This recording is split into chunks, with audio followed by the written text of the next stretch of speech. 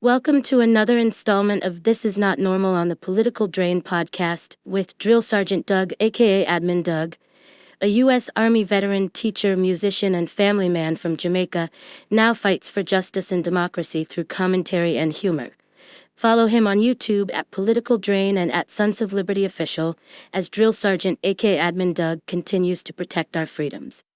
Good and decent people of YouTube, welcome to Political Drain, where we sift through the sewage at the end of a long pipeline of corporate media in order to expose the liars and the charlatans hell-bent on manipulating you for power and for profit. My name is Bruce Lively, and no, you're not crazy. Most politicians are liars and charlatans. And as a news program, I think that that's the lens you have to start with. You can't start with the honorable so-and-so or my colleague over there. These are rules and restraints that those in power put on language and thought and even media in order to maintain a certain level of control, a certain facade of decency, while they are indecent. While they bet on themselves in the stock market, which is illegal because they make the laws for the stock market. Nancy Pelosi has been the one that the retail community has been following specifically. Every trade she was making inevitably turned out to be such a long-term winner. She bought Tesla, and then there were some laws passed that were pro for the EV market. She bought Google, and then the laws came out that they weren't going to go after big tech. And we've been tracking these performances, and every single stock she's bought in the last 2 years have gone up significantly. All the while, Democrats and Republicans fighting over things that don't matter, but somehow the bills that make money for them seem to go through, no matter what. You're not crazy. What it is there's a corporate media who has advertising dollars. Those people who advertise with them tell them what not to say. So when they report on somebody who's as deranged and outlandish as Marjorie Taylor Greene per se, they report it like she's just another congresswoman. Republican. Now we've got the House Freedom Caucus kicking out Marjorie Taylor Greene. Yeah, I wonder if this is really the thing, or if the fact that she's actually been a pretty good ally of Kevin McCarthy, and they're using this as the trigger point. But I actually wonder if it's just they don't like the fact that she's, become card-carrying member of the establishment. Card-carrying member of the establishment. The reason why is because if they go into any depth, or if they say, hey, this person is bad because they get paid by so-and-so to be bad, then they would out themselves, because the next commercial that comes up would be of the people who paid them to be bad. That's how it works. Now, not all news is bad, and not all news is fake, but all news is skewed and manipulated to be an advantage to the buyers, the advertising buyers. On the other hand, there's a whole nother line of liars and charlatans out there that have been hell-bent on manipulating a certain segment of the population. They want you to believe that their job is to make the other people hurt. They want you to believe that their job is to own the other side. We say very clearly in the state of Florida, we will fight the woke in the legislature. We will fight the woke in education. We will fight the woke in the businesses. We will never, ever surrender to the woke mob. Our state is where woke goes to die.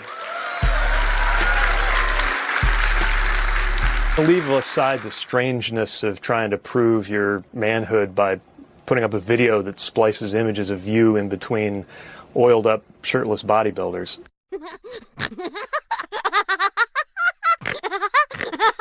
That lights a fire under us to go vote when we know that our enemy, the person who is diametrically opposed to us and everything we stand for, gets theirs. I'm here to tell you that that is not the job of the people we elect. Those liars and charlatans are leading you along like the Pied Piper.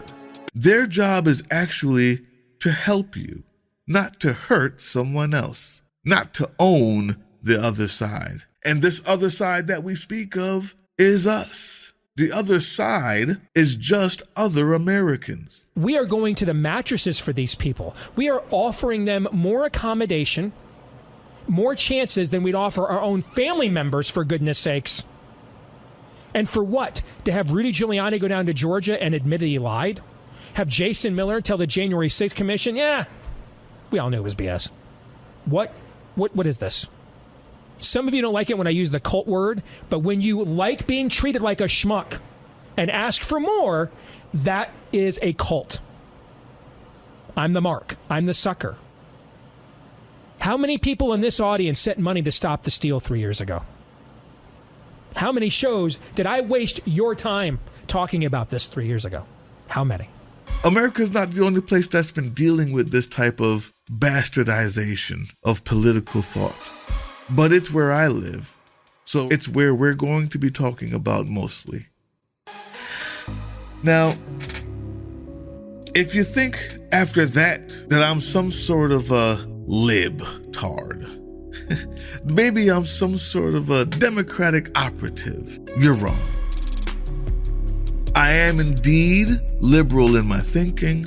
I also have conservative views, social, and even economical. But imagine the type of person who is decent, who used to one time have conservative values or conservative economic principles. And when they see that every time for the past 4 presidents of Republicans, the deficit has exploded. Every time for the past 4 Republican presidents, spending out the roof. Not on you, not on me, but on the corporations who bought them.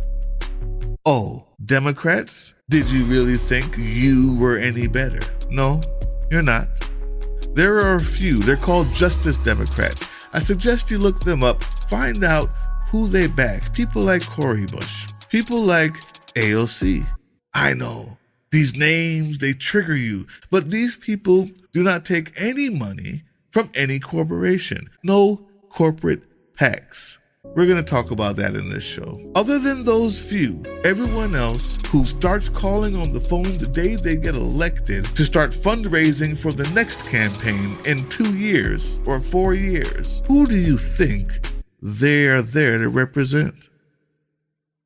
At the same time that they're telling you that, I don't know, the libraries are somehow too woke. In Houston, this year, there will be 28 schools.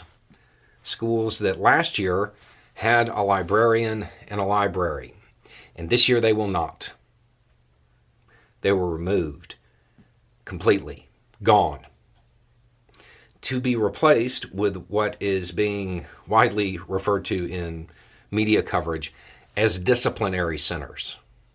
They haven't built a new one or the street going to that library in years. The problem is you don't notice because while you're driving over the potholes that break the suspension in your car in order to get to the library, in order to yell at the trans person reading a book, you forgot that the politician's job was to make your journey there better, not to own the people who are in the library.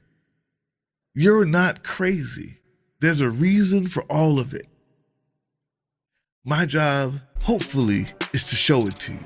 Join me. We'll be putting up a few videos every week, and we hope to provide that political drain at the end of the day from the news that seems to get away from you with context, history, understanding, so you can no longer be manipulated. Does that sound like something you're interested in? I hope so. I'll see you on the next one.